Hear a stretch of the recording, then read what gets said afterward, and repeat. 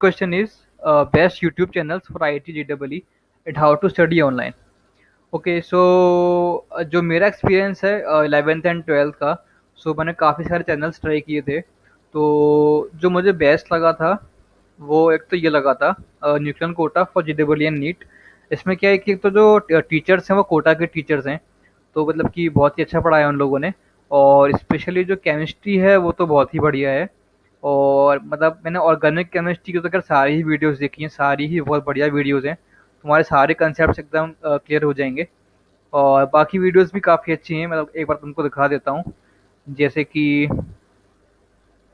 इसमें अगर हम प्लेलिस्ट में जाएंगे तो जैसे कि कॉम्प्लेक्स नंबर्स है, फ्लूइड मैकेनिक्स है, वेक्टर्स है ना, केमिस्ट्री में मोल कंसेप्ट है, एटॉमिक स्ट्रक्चर है। ऐसे ही मतलब मैथ्स फिजिक्स सब कुछ कवर किया इन लोगों ने। तो तुम्हें करना बस ये है कि एक बार सर्च करना यूट्यूब पे न्यूक्लियन कोटा ऑर्गेनिक केमिस्ट्री। ठीक, तो तुमको पूरी प्लेलिस्ट मिल जाएगी ये। बाकी मैं लिंक भी डाल दूंगा डिस्क्रिप्शन में, तुम वहाँ से देख सकते हो। बाकी इसी चैनल का जो ये मैथ्स का और फिजिक्स का भी है। तो बस तुम यही करना कि मैथ्स JEE न्यूक्लियन ये सर्च करोगे ना अगर यूट्यूब पे, तो ऊपर ही पूरी प्लेलिस्ट आ जाएगी, ये रही। ठीक है, फिर ये खोल लेना, तुमको सब मिल जाएगा इसमें। ठीक। सिमिलरली फॉर फिजिक्स सर्च करना है आपको JEE न्यूक्लियन। तो इसे सर्च करोगे तो ये पूरी पूरी पूरी प्लेलिस्ट पड़ी है। ठीक, तो तुम ये ट्राई कर सकते हो। बाकी और एक चैनल और है जो मेरे को ठीक लगा था, वो ये है ATP। ठीक, तो इसका भी केमिस्ट्री की ना ऑलमोस्ट सारी वीडियोस देखी हैं, ये भी बहुत ही बढ़िया है, केमिस्ट्री के लिए बहुत ही बढ़िया है। बाकी मैंने कुछ वीडियोस फिजिक्स की भी देखी थी इनकी, वही मुझे मतलब ठीक लगी थी। तो तुम वो भी ट्राई कर सकते हो। ठीक, और इनके अलावा जो आजकल जो ट्रेंडिंग पे चल रहा है वो है वेदांतु और अनअकैडमी। तो ये इंडिया के मतलब इस समय के एडटेक स्टार्टअप्स बहुत सही चल रहे हैं, काफ़ी अच्छे रिव्यूज़ हैं इनके। तो अगर तुम चाहो तो ये दोनों भी ट्राई कर सकते हो। बट जो मुझे बेस्ट लगा था वो यही है ना, nucleon Kota chemistry for chemistry and physics and maths. Okay, so next doubt ये है कि हाउ टू स्टडी ऑनलाइन। ठीक है, तो चैनल तुमको बता ही दिए हैं। इसमें करना ये है कि पहले देखो वीडियो अच्छे से, जैसे ये 1 घंटे की वीडियो है, ठीक है, अच्छे से उसको देख लो। उसके बाद ये पूरी वीडियो देखने के बाद तुम्हें क्या करना है कि जो भी बुक तुमको अच्छी लगती हो, जैसे कि प्रदीप है, एनसीईआरटी है, कॉम्प्रिहेंसिव है ना। जैसे कि तुमको एक बार दिखा देता हूँ, जैसे नोगोजो है वेबसाइट, है ना। बेसिकली जो आगरा के बच्चे हैं स्पेशली उनके लिए है। इसमें ये है कि तुमको 24 आवर्स में बुक डिलीवर घर पे हो जाएगी। ठीक है, तो मतलब घर से बाहर निकलने की ज़रूरत नहीं है लॉकडाउन में, घर बैठे बैठे ऑर्डर कर सकते हो। तो केमिस्ट्री की बात कर रहे थे, तो एनसीईआरटी जो भी, जैसे मुझे ना कॉम्प्रिहेंसिव ठीक लगती है, क्योंकि इसमें क्या है कि वॉल्यूम 1 में थ्योरी भी है, एग्जाम्पल्स भी हैं और बोर्ड लेवल के क्वेश्चंस भी हैं।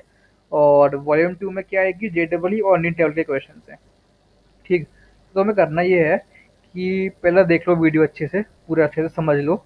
उसके बाद तुमको फिर बुक खोलनी है, थ्योरी पढ़नी है लाइन टू लाइन अच्छे से। फिर तुम्हें देखनी है एग्जांपल्स कि क्वेश्चंस किस तरीके से सॉल्व किए उन्होंने, कैसा उनकी अप्रोच रही है वो सब। फिर तुमको क्वेश्चंस लगाने हैं वॉल्यूम 1 के अच्छे से। उसके बाद फिर तुम्हें क्या करना है कि वॉल्यूम 2 का सेम चैप्टर खोलना है, सेम टॉपिक खोलना है। फिर तुमको क्वेश्चंस लगाने हैं, JEE और नीट लेवल के होते हैं बेसिकली वो। ठीक है, फिर तुम्हारा ये पूरा कवर हो गया। फिर तुमको लगा कि हाँ मतलब मेरा थोड़ा कॉन्फिडेंस आ गया इस टॉपिक के ऊपर, अब मेरे को थोड़ा लेवल अप करना है। तुम क्या कर सकते हो कि तुमको दिखा देता हूँ। जैसे कि एक बुक और जो काफ़ी अच्छी है वो है, एक तो ये 38 year chapter wise solve papers for IIT JEE। ठीक है, अब तुमको वही चैप्टर इस बुक में खोलना है। इसमें तुमको पास्ट ईयर के जो भी क्वेश्चन आए हुए हैं JEE मेंस और एडवांस के, वो सब इसमें है और इसमें साथ में सॉल्यूशंस भी दे रखे हैं। ठीक है, तो तुमको सारे क्वेश्चंस लगाने हैं। तुमको इससे ये है कि तुमको एक आइडिया मिल जाएगा कि किस तरीके के क्वेश्चंस आते हैं पेपर में। ठीक है, फिर तुम ये कर सकते हो। और एक नेक्स्ट लेवल ये है कि तुमको अगर साथ में मतलब ओलंपियाड्स की तैयारी भी करनी है, तो जैसे कि ये ओलंपियाड की बुक है हरियंस की, तुम ये भी कर सकते हो। बट इतना आगे मत जाना, बेसिकली तुमको अभी इतना रिकमेंड नहीं करता हूँ। पहले कॉम्प्रहेंसिव कर लो और तुमको लगता है कॉम्प्रहेंसिव अच्छे से हो गई है, फिर तुम आर्यन की पास कर सकते हो। ठीक, और similarly for physics and chemistry भी सेम है। एक वीडियो देखो, उसके बाद जैसे तुमको दिखा देता हूँ फिजिक्स में कौन कौन सी बुक्स रहेगी। जैसे फिजिक्स में प्रदीप की थ्योरी बहुत बढ़िया है। ठीक है, तो तुम अगर जाओगे फिजिक्स में तो प्रदीप खोलना। ठीक है, प्रदीप लगा सकते हो। और हाँ, मतलब मेंस और एडवांस के लिए डीसी पांडे बहुत सही है। तो डीसी पांडे बेसिकली फाइव पांच वॉल्यूम में आती है, और एक डीसी पांडे ऑब्जेक्टिव जो ये आती है। ठीक, डीसी पांडे की अच्छी बात ये है कि थ्योरी बिल्कुल टू द पॉइंट दे रखी है, वहाँ बिल्कुल भी टाइम वेस्ट नहीं करते। जैसे प्रदीप में क्या है ना, थ्योरी बहुत ज़्यादा दे रखी होती है, और बच्चे इतना थ्योरी पढ़ नहीं पाते, मतलब टाइम इतना होता नहीं है। तो तुम डीसी पांडे भी ट्राई कर सकते हो। और प्रदीप, अगर तुम पे टाइम है, तुम्हारा मेन फोकस बोर्ड है, और तुम्हारी सेकंड प्रायोरिटी जेडबल है, तो तुम प्रदीप पढ़ना पहले अच्छे से। और अगर तुम्हारी पहली प्रायोरिटी जेडबल है, तो मैं रिकमेंड करूंगा कि तुम डीसी पांडे ट्राई करो। ठीक, फॉर एग्जाम्पल जैसे mechanics one year DC Pandey का। ठीक, ये तुम ट्राई करना, इसमें थ्योरी टू द पॉइंट दे रखी है, वो करना। तो इसमें एग्जाम्पल्स दे रखे हैं, वो एग्जाम्पल्स करना। कि तुमको एक अप्रोच मिलेगी कि तुम्हें किस तरीके से एग्जाम्पल्स के थ्रू की तुम्हें कैसे सॉल्व कर रहे हैं क्वेश्चन। फिर इसमें क्वेश्चन दे रखे होंगे मेंस लेवल के, एडवांस लेवल के, अलग अलग। और अच्छी बात, बेस्ट बात ये है कि पीछे से सॉल्यूशन भी दे रखे होंगे। ठीक है, तो तुमको अब ये दिक्कत नहीं है कि डाउट आ रहा है तो वो पूछना पड़ रहा है, सॉल्यूशन भी है पीछे, तो कोई दिक्कत नहीं है इसकी। ठीक, तो बेसिकली फिजिक्स के लिए रिकमेंड मैं यही करूँगा, डीसी पांडे। ठीक, और सिमिलरली मैथ्स में भी वही है, तुमको पहले वीडियो देखनी है। अरे अभी भी बोल रहे हैं सर। ठीक है, तो तुमको वीडियो देखनी है पहले, उसके बाद फिर जैसे मैथ्स में कराते हैं हम, तो बोर्ड के लिए आर डी शर्मा है, बेस्ट है। और मेंस के लिए भी आर डी शर्मा ऑब्जेक्टिव आती है एक जेडबल के लिए। इसमें भी अच्छी बात ये है कि थ्योरी जो है टू द पॉइंट दे रखा है, साथ में इसमें कुछ टिप्स और ट्रिक्स भी दे रखी हैं जो काफ़ी काम आती हैं सॉल्व करने के लिए क्वेश्चंस। और इसमें भी एग्जांपल्स तो बहुत सारे दे रखे हैं, बहुत ही बढ़िया है। तो अगर तुम्हारी मैथ्स बहुत वीक है, तो ये बुक तुम्हारे लिए मस्ट है, बहुत ही बढ़िया बुक है। ठीक है, तो तुमको उसके लाइन से सारे एग्जांपल्स लगाना, तुमको एक एक अप्रोच का एक आइडिया मिल जाएगा कि तुम्हें किस तरीके से क्वेश्चन सॉल्व करने हैं। क्योंकि दिक्कत यहीं पर आती है कि बच्चों को ये डाउट होता है कि तुम्हें क्वेश्चन करने कैसे हैं, भाई अप्रोच क्या होनी चाहिए। तो ये बुक लेना, इसकी थ्योरी पढ़ना अच्छे से। फिर इसके एग्जांपल्स होंगे हर चैप्टर में, मतलब 100 से ज़्यादा एग्जांपल्स हैं। आराम से सारे एग्जांपल्स देखना, तुमको एक आइडिया मिल जाएगा। फिर इसमें क्वेश्चंस है, वो क्वेश्चंस लगाना। ठीक, तो तुमको बेसिकली इस तरीके से पढ़ना है। ओके, सो नेक्स्ट क्वेश्चन ये है कि I am not able to solve problems though I have read theory multiple times, what should I do. Okay sir, देखो क्या होता है कि तुमने थ्योरी तो पढ़ ली कई बार, पर तुमको यही नहीं पता कि तुमको प्रॉब्लम सॉल्व करने के लिए अप्रोच क्या होनी चाहिए, है ना। अब इसका सबसे बड़ी दिक्कत ये है कि थ्योरी में ये नहीं बताते कि तुम्हें क्वेश्चन सॉल्व करना कैसे है, वो बस कंसेप्ट होता है। तो उसका बेस्ट सोल्यूशन ये है कि तुमको मैंने बता दी बुक्स में कौन कौन सी बेस्ट रहेंगी। जैसे केमिस्ट्री की कॉम्प्रहेंसिव है ना। ऐसी फिजिक्स के लिए डीसी पांडे है, मैथ्स के लिए आर डी शर्मा ऑब्जेक्टिव है। वैसे इनमें एग्जाम्पल्स बहुत सारे हैं। ठीक है, तुम जितने एग्जाम्पल्स देखोगे तुम्हारे लिए उतना बेटर है। तो एग्जाम्पल्स पढ़ के क्या होता है, तुमको एक मालूम पड़ता है, आइडिया मिलता है कि तुम्हारी क्या अप्रोच होनी चाहिए क्वेश्चन सॉल्व करने के लिए। ठीक, तो जैसे कि आर डी शर्मा ऑब्जेक्टिव में बहुत एग्जाम्पल्स है, सारे एग्जाम्पल्स लाइन से देख, मतलब रीड भी करोगे ना अच्छे से, तुमको एक आइडिया मिल जाएगा कि जैसे इस बंदे ने किस तरीके से सॉल्व किया है क्वेश्चन, पहला स्टेप क्या है, सेकंड स्टेप क्या है। ठीक है, तो जितने भी एग्जाम्पल्स हैं सारे देखने अच्छे से, और यही इसका बेस्ट सोल्यूशन है। ठीक, ठीक है, तो समरी ये है कि जैसे फॉर एग्जांपल फॉर फिजिक्स के लिए डीसी पांडे है, तो ये तुम्हें क्या करना है कि क्वेश्चंस लगाने हैं। और जो तुम्हें क्वेश्चन नहीं आ रहा है, पीछे सॉल्यूशन दे रखा होगा, वो देखो। तुमको ये एनालाइज करना है कि उन्होंने उनकी अप्रोच क्या रही है। ठीक है, फर्स्ट स्टेप क्या रहा है, सेकंड स्टेप क्या रहा है, तुम्हें किस तरीके से क्वेश्चन सॉल्व करने हैं। Same for chemistry and maths. ठीक है, आर डी शर्मा बहुत बढ़िया, बहुत एग्जाम्पल दे रखे हैं उसमें, आर डी शर्मा ऑब्जेक्टिव में। तो तुमको वो, मतलब बेसिकली तुमको एग्जाम्पल्स पढ़ने ज़्यादा से ज़्यादा। ठीक है, सो क्वेश्चन नंबर 3 इज कि इज सेल्फ स्टडी सफिशिएंट और do I need to join coaching. तो यार देखो, सेल्फ स्टडी बस थ्योरी पढ़ने तक की तो ठीक है, बट अब तुमने थ्योरी तो पढ़ ली, तुमने जब क्वेश्चन लगाने बैठोगे तुमको डाउट्स आएंगे, और डाउट्स क्लियर करने के लिए कोचिंग ज़रूरी है ही। ठीक है, तो बिना कोचिंग के तुम सोचो अगर कि मैं निकाल लूँ भैया I T J double E mains और एडवांस, तो बहुत ही मुश्किल है। ठीक है, तो मैं बिल्कुल भी रिकमेंड नहीं करूँगा कि तुम सेल्फ स्टडी करो, एक अच्छी कोचिंग लोकल ज्वाइन कर लो। अब दिक्कत ये हो सकती है, जो दिक्कत मेरे साथ भी हुई थी कि अच्छा कि 3 सब्जेक्ट हैं, फिजिक्स, केमिस्ट्री, मैथ, है ना, तो 2 सब्जेक्ट अच्छे हैं, ये सब्जेक्ट बेकार है। तो साथ में एक कोचिंग और ज्वाइन कर लो पैरेलल में, सोलो कोचिंग। जैसे मेरे साथ क्या हुआ था कि फिजिक्स मेरी बहुत वीक थी, मतलब जहाँ मैं पढ़ता था कोचिंग में, तो मैंने क्या किया था कि फिजिक्स की कोचिंग सेपरेट और ज्वाइन कर ली थी। ठीक है, तो ये तुम कर सकते हो। तो मतलब कोचिंग बहुत ज़रूरी है यार, बिना कोचिंग के तो निकालना मतलब बहुत ही मुश्किल है, क्योंकि मेन दिक्कत वही डाउट वाली आती है, डाउट क्लियर कैसे होंगे, है ना? तो कोचिंग ज्वाइन कर लेना, वो मस्ट है। अब क्वेश्चन नंबर 4 ये है कि इज एनसीईआरटी सफिशिएंट? तो यार देखो, ये डिपेंड करता है कि क्या तुम एनसीईआरटी को अच्छे से पढ़ पाते हो कि नहीं, क्योंकि एनसीईआरटी पढ़ना बहुत ही मुश्किल है, हर कोई एनसीईआरटी को अच्छे से पढ़ नहीं सकता, है ना? वो एनसीईआरटी वाले क्या करते हैं, एक ही लाइन में 4 बार लिख देते हैं, जो हर किसी की बस की बात नहीं है उसको समझ पाना। तो फॉर एग्जांपल मैं खुद भी एनसीईआरटी ज़्यादा नहीं पढ़ी मैंने। मैं बेसिकली फिजिक्स में प्रदीप और डीसी पांडे पढ़ा था, और केमिस्ट्री में कॉम्प्रिहेंसिव प्रदीप, ये सब थी। और केमिस्ट्री के लिए एनसीईआरटी ठीक है, बट मतलब मैं रिकमेंड यही करूँगा कि मतलब प्रदीप पढ़ो तो ज़्यादा, अगर तुम्हारे पास टाइम है तो तुम प्रदीप कॉम्प्रिहेंसिव यही पढ़ो। ठीक है, तो ये मैं रिकमेंड करूँगा। सिमिलरली फॉर मैथ्स भी, मैथ्स में अच्छी बात है कि थ्योरी कुछ खास होती नहीं है, तो आर डी शर्मा जो ऑब्जेक्टिव है वो बहुत सही है, उसकी थ्योरी टू द पॉइंट है, तो वो ट्राई कर सकते हो। बाकी एनसीईआरटी तुमको अगर समझ में आ रही है तो ठीक है NCERT, but most of the बच्चों को समझ में नहीं आती है। अच्छा एक बात और, अगर तुमको ट्राई करना है कि तुम्हारे लिए सफिशिएंट है कि नहीं एनसीईआरटी, तो तुम एक टेस्ट कर सकते हो। तुम कोई एक चैप्टर उठाओ, एनसीईआरटी से पढ़ो, ठीक है, अच्छे से पढ़ लो, फिर तुम क्वेश्चन लगाना मेंस और एडवांस के। अगर तुम वो कर पा रहे हो तो भाई ठीक है, तुम एनसीईआरटी समझ पा रहे हो, और अगर तुमसे नहीं हो रहे हैं तो ऑब्वियस सी बात है, तो तुमको अच्छी थ्योरी पढ़नी है। तो फिर समझ जाना कि तुमको प्रदीप या कॉम्प्रिहेंसिव या आर डी शर्मा जो भी है, तुम्हारे लिए वो बेटर है।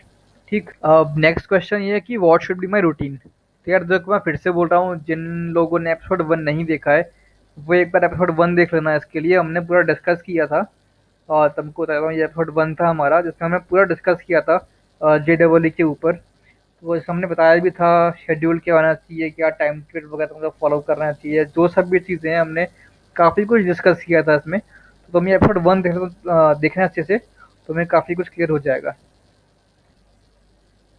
ओके, सो क्वेश्चन नंबर 6 ये है कि I have wasted my 11th, is it possible to get a good rank now? तो यार देखो, तुमने 11th तो वेस्ट कर दिया है, ठीक है, तुम्हारा 50% चांस तो ऑलरेडी कम हो चुके हैं कि तुम्हारी अच्छी रैंक आएगी। पर कोई नहीं, अभी भी तुम्हारे पास टाइम है, 1 साल है, तो उसको वेस्ट क्यों करना है? ठीक। तो देखो, तुम क्या कर सकते हो कि वैसे फिजिक्स में भी क्या है ना कि 12th में काफ़ी कुछ है, इलेक्ट्रोमैग्नेटिज्म है, ऑप्टिक्स है ना, मॉडर्न फिजिक्स है, तो काफ़ी कुछ है। तो अगर तुम वो भी अच्छे से करोगे तो तुम्हारा ठीक ठाक मतलब मार्क्स कवर हो सकते हैं, है ना? तो कोई दिक्कत वाली बात नहीं है, तुम्हारी डिसेंट रैंक तब भी आ सकती है।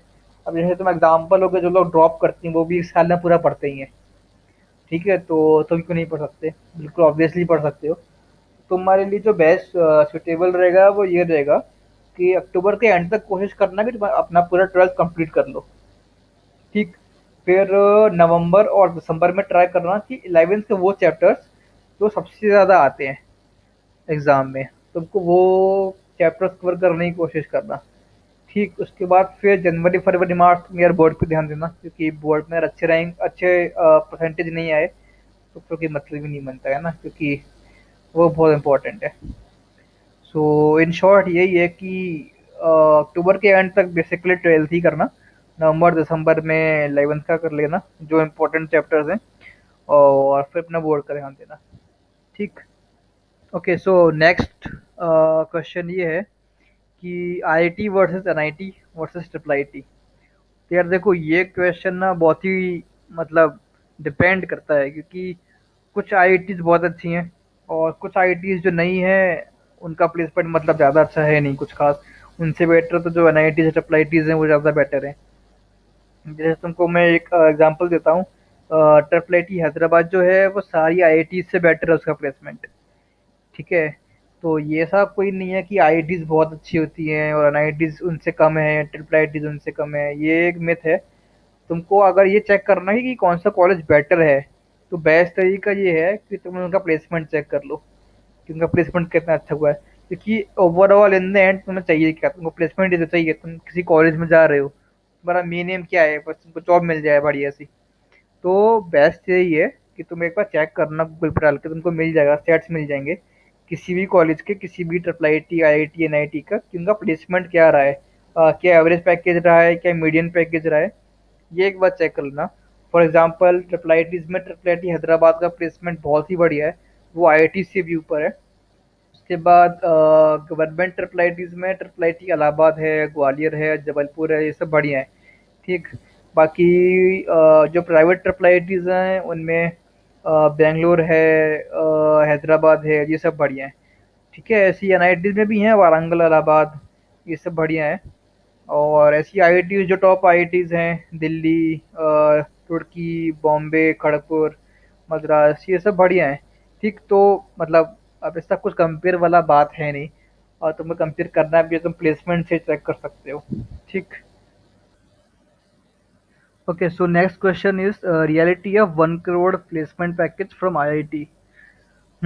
ये देखो, बहुत लोगों को डाउट रहता है, तो ये एक बहुत बड़ा मिथ है। देखो इसमें रियलिटी क्या है, कि पहली बात तो ये कि जो 1 करोड़ का जो प्लेसमेंट लगता है ना, वो मोस्ट ऑफ द मतलब सारे हर प्लेसमेंट जो होते हैं 1 करोड़ वाले, वो इंडिया में नहीं होते हैं, सारे फॉरेन के होते हैं। ठीक। तो होता ये कि भाई वहाँ के डॉलर्स को जब तुम रुपये में कन्वर्ट करते हो, तो वो बहुत बड़ा अमाउंट दिखता है। ठीक। तो वो ये सीन है, वो इंडिया का प्लेसमेंट मोस्टली नहीं, ये सब इंडिया का प्लेसमेंट नहीं होते हैं 1 करोड़ वाले, ये सब फॉरेन के होते हैं सारे के सारे प्लेसमेंट। ठीक। इंडिया में जो हाईएस्ट पैकेज मिलता है वो अबाउट 40 लाख के आसपास मान लो, जो अमेजोन वगैरह ये सब कंपनीज देती हैं इंडिया में। तो उन 40 लाख के आसपास में से भी जो तुमको इन हैंड मिलता है, ठीक, वो होता है 15 to 20 लाख के आसपास। तो 15 to 20 लाख के आसपास मैक्स टू मैक्स तुम्हारे हाथ में पैसा आने वाला है। बाकी जो होता है उसको हम बोलते हैं सी टी सी। ठीक है, तुम्हारा जो 40 लाख के आसपास जो दिखाते हैं वो सी टी सी होता है। इसमें से तुमको करीब 50 to 20 लाख ही हाथ में आएंगे। बाकी जो होता है वो कंपनी की कॉस्ट होती है, जैसे कि उनका इंटरनेट का खर्चा होता है, और कंपनीज में खाने पीने का होता है ना, कैफेटेरिया होता है, वो सब चीज़ें होती हैं। बेसिकली वो सब उसमें इंक्लूड होता है। और कुछ कंपनीज जैसे कि अमेजोन के तुमको शेयर्स मिलते हैं, जो तुम 4 साल बाद, अगर तुम 4 साल तक कंपनी नहीं छोड़ते हो अमेजोन, तो 4 साल बाद तुम वो शेयर्स बेच सकते हो, और तुम फिर तब पैसे कमा सकते हो। तो बेसिकली थोड़ा उसमें चीज़ें छुपी हुई होती हैं। सो बेसिकली इन शॉर्ट ये है कि इन हैंड जो अगर तुम बोलो टू मैक्स तुमको 15 से 20 लाख के बीच ही अबाउट मिलता है। Okay, so next question is, will I be rich after cracking जेडबल and joining I I T. तो यार देखो, ये कोई गारंटी तो होती नहीं है। ठीक। जैसे कि तुमने अच्छे रैंक निकाल ली और तुम अच्छी कॉलेज में आईआईटी में पहुंच गए, उसके बाद भी तुमको थोड़ा बहुत तो पढ़ना पड़ेगा। अगर तुम सोचो कि मैं वहाँ पहुंच गया, मैं कुछ नहीं पढ़ूंगा, अब तो भाई मेरे को अच्छी जॉब मिल ही जाएगी और सब कुछ हो जाएगा, तो ऐसा नहीं होता है। ठीक है, जो लोग बोलते हैं ना कि भाई एक बार आईआईटी निकाल लो फिर तो कुछ नहीं है, ये सब मिथ है। ये बिल्कुल ध्यान मत देना। अच्छे रैंक निकालने के बाद भी, अच्छे कॉलेज जाने के बाद भी, हाँ, मतलब बहुत ज़्यादा नहीं पढ़ना पड़ता, ये तो मैं बोलूँगा। मतलब कि 11th-12th में तो मेहनत करनी ही पड़ती है, और जेडबल क्रैक करने के लिए उतना तो नहीं है, बट हाँ पढ़ना पड़ता है। ठीक। तो अगर तुम एवरेज भी अगर चलोगे अपनी क्लास में, अपने बैच में, तो तुम्हारा ठीक ठाक प्लेसमेंट लग जाएगा। बहुत ज़्यादा अमीर तो नहीं, पर मतलब अबव एवरेज एक डिसेंट पैकेज तुमको मिल जाएगा। ठीक है। तो ये है। So next question is how to get rank under 100, 1000 and 10,000। तो ये क्वेश्चन अलग अलग तरीके से बहुत लोगों ने पूछा था। कुछ लोग ने पूछा कि 2 डिजिट रैंक और या हमको 3 डिजिट रैंक चाहिए, तो कैसे ला सकते हैं। तो यार देखो, 100 के अंदर रैंक लेके आना तो बहुत ही ज़्यादा कॉम्पिटिटिव है। मतलब इसमें तो तुम कोई भी चैप्टर छोड़ नहीं सकते, कोई भी लाइन, कोई भी फॉर्मूला, कोई भी थ्योरी, कोई भी कंसेप्ट तुम बिल्कुल स्किप नहीं कर सकते। ठीक। इसका मतलब बेस्ट सोल्यूशन तो यही है कि तुमको पढ़ना है, अच्छे से पढ़ना है, और तो कुछ इसमें है ही नहीं। तुमको सारा कंसेप्ट, सारे फॉर्मूले, सारी थ्योरी पता होनी चाहिए। जो भी पास्ट ईयर में आए हुए क्वेश्चंस हैं, एक एक क्वेश्चन में की अप्रोच, उन्होंने क्या यूज़ किया सॉल्यूशन का, सब कुछ तुमको पता होना चाहिए, एक एक चीज़। तुम कुछ भी स्किप नहीं कर सकते। ठीक है, तुम्हारी सारी तैयारी एकदम पूरी प्रॉपर होनी चाहिए। अच्छी कोचिंग तुमको ज्वाइन करनी पड़ेगी, सब कुछ तुमको अच्छा रखना पड़ेगा इसमें। बाकी 1000 के अंदर रैंक का भी ऑलमोस्ट सेम ही है। ठीक है, और एक एक नंबर पे बहुत ज़्यादा रैंक शिफ्ट हो जाती है। बाकी ये कि 10,000 रैंक के अंदर अगर तुमको चाहिए, तो इसमें तुम एक चीज़ कर सकते हो, इसमें हल्का सा तुमको छूट मिल सकती है। ऐसे फॉर एग्जांपल तुमको लग रहा है कि कोई चैप्टर है जो मतलब मुझे उतना तो समझ में नहीं आ रहा है, और वो मतलब उसमें से वेटेज भी, उसका वेटेज बहुत कम है, मतलब बहुत ही कभी कभी क्वेश्चंस आते हैं उस चैप्टर से और बहुत ही कम मार्क्स के आते हैं, तो तुम स्किप कर सकते हो एक बार को। ठीक है, वो उतना इफेक्ट नहीं करेगा, वो तुम कर सकते हो एक बार को 10,000 रैंक वाली कंडीशन में। बट अगर तुमको 100 के अंदर रैंक चाहिए, ठीक है, तुमको अगर 3 डिजिट रैंक चाहिए, तो भाई तुमको फिर पूरा ही पढ़ना पड़ेगा, एक एक चैप्टर का, एक एक कंसेप्ट, एक एक थ्योरी, एक एक क्वेश्चन, हर टाइप के क्वेश्चन। ठीक है, तुमको सब कुछ अच्छे से पढ़ना पड़ेगा इसका, और कोई तुम्हारे पास ऑप्शन है ही नहीं। ठीक। Okay, so last question is, I am interested in both maths and biology, should I take PCBM? तो यार देखो, ये तो मेरे एक बहुत ही क्लोज फ्रेंड का पर्सनल एक्सपीरियंस भी है। उसको भी मैथ्स और बायोलॉजी दोनों में इंटरेस्ट था, तो उसने 11th में पीसीबीएम ले लिया था। पर हुआ ये कि कुछ ही महीने बाद तो बिल्कुल ही मतलब थक गया था कि यार मैथ्स और बायोलॉजी दोनों ही करना साथ में बहुत ही मुश्किल है। तुम सोचो कि मैं नीट भी दूंगा, मैं मेंस भी दूंगा पीसीबीएम लेके, तुम बिल्कुल मैनेज नहीं कर पाओगे, बहुत ही ज़्यादा टफ हो जाएगा मैनेज करना तुम्हारे लिए। उसने भी 11th के बाद 12th में उसने पीसीएम पे शिफ्ट कर लिया था, उसने बायोलॉजी लीव कर दी थी। अब देखो, तुमको मैं बताऊँ एक ट्रिक, वो ये है कि तुमको पहली बात तो ये क्लियर होना चाहिए कि हॉबी में और प्रोफेशन में क्या डिफरेंस है। ठीक है, फॉर एग्जांपल मुझे बायोलॉजी में बहुत इंटरेस्ट था, अभी भी बहुत इंटरेस्ट है, मैं बायोलॉजी अभी भी पढ़ता हूँ but as a hobby. Biology मेरी हॉबी है, प्रोफेशन नहीं है। प्रोफेशन मेरा इंजीनियरिंग है यानी मैथ्स। तो तुमको प्रोफेशन वो चूज़ करना है, तुमको वो फील्ड चूज़ करनी है जिसमें तुम अच्छे हो, तुम्हारा इंटरेस्ट मैटर नहीं करता है। ठीक है, तुम कितने अच्छे मार्क्स लेके आ पाओगे वो मैटर करता है। तो तुमको मैथ्स और बायोलॉजी में से वो चूज़ करना है जो तुम्हारा स्ट्रांग हो, जिसमें तुम अच्छे मार्क्स लेके आ पाओ। फॉर एग्जांपल अगर तुम्हारा मेमोरी काफ़ी अच्छी है, तुम अगर याद से अच्छे से रख पा रहे हो, तो बायोलॉजी चूज़ करना ऑब्वियसली। और अगर तुम्हारा लॉजिकल अप्रोच अच्छा है, तुम अगर अच्छे से क्वेश्चन मतलब तुम्हारा अगर अच्छे से कॉम्पिटिटिव सोच पाते हो, तो मैथ्स लेना। ठीक। तो बेसिकली यही है, तुमको पता होना चाहिए कि तुम्हें क्या एज अ हॉबी चूज़ करना है और तुम्हें क्या एज अ प्रोफेशन चूज़ करना है।